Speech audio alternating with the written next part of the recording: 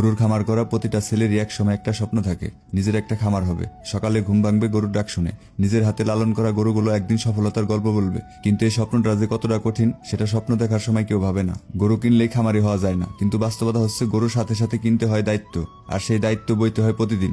একটা গরু অসুস্থ হলে খামারের ঘুম হারাম হয়ে যায়। ডাক্তার আসবে কিনা, ওষুধ কাজ করবে কিনা, এই টেনশনে বুক দরকার করে। আর এই জন্য কিছুটা হলেও আপনার চিকিৎসার অভিজ্ঞতা থাকা প্রয়োজন। আসসালামু আলাইকুম এভরিওয়ান, কি অবস্থা সবার, কেমন আছেন আপনারা? আমি আশা করছি আপনারা সবাই ভালো আছেন। আল্লাহর অশেষ রহমতে আলহামদুলিল্লাহ আমিও ভালো আছি। বরাবরের মতন নতুন একটা ভিডিওতে আপনাদেরকে স্বাগতম। আমার মতো অনেকেরই খামারি হওয়ার স্বপ্ন, কিন্তু টাকার অভাবে শখের খামারের স্বপ্ন স্বপ্নই থেকে যায়। আর খামারি হওয়ার স্বপ্ন একবার দেখলে সেটা ছেড়ে দেওয়া এত সহজ না।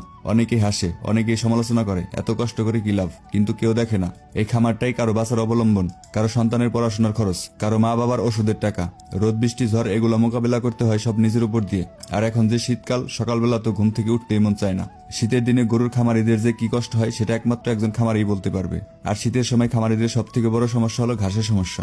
এই শীতে ঘাসের তেমন গ্রোথ থাকে না, যার জন্য ঘাসের বিকল্প খুঁজতে হয়। গরুর খামার টিকে রাখা মোটেও সহজ না। ধৈর্য লাগে, সাহস লাগে, পরিশ্রম লাগে, আর লাগে আল্লাহর ওপর অগাধ বিশ্বাস। আজ হয়তো লাভ কম, আজ হয়তো লোকসান, কিন্তু একটা খামারি জানে একদিন এই পরিশ্রমী সফলতার মুখ দেখাবে। যারা গরুর খামার করে শুধু খামারি না, তারা যোদ্ধা, নীরবে লড়ে যায়, কারণ তাদের স্বপ্নটা অনেক বড়।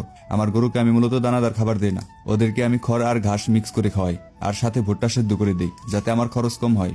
আলহামদুলিল্লাহ এইভাবে চলছে আমার গরিবের খামার। আপনারা যদি খামার শুরুতেই দানাদার খাবারের উপর নির্ভরশীল হন, তাহলে খামার চালানো কষ্ট হয়ে যাবে। সেখান থেকে লাভের অংশ খুবই কম, যেটা কিনা আমাদের মতো মধ্যবিত্ত খামারিদের হতাশ করে ফেলে।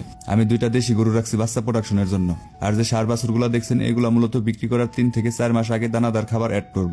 আলহামদুলিল্লাহ এই 4 মাসে এই গরুগুলা যথেষ্ট মোটা তাজা হয়ে যাবে এবং সারা বছরের খরচও কম হবে, যেটা আমার মতো মধ্যবিত্ত খামারিদের টিকে থাকার লড়াই। ভিডিওটা শেষ পর্যন্ত দেখার জন্য সবাইকে অসংখ্য ধন্যবাদ। ভালো থাকুন, সুস্থ থাকুন, দেখা হচ্ছে নতুন কোনো ভিডিওতে। আল্লাহ হাফেজ।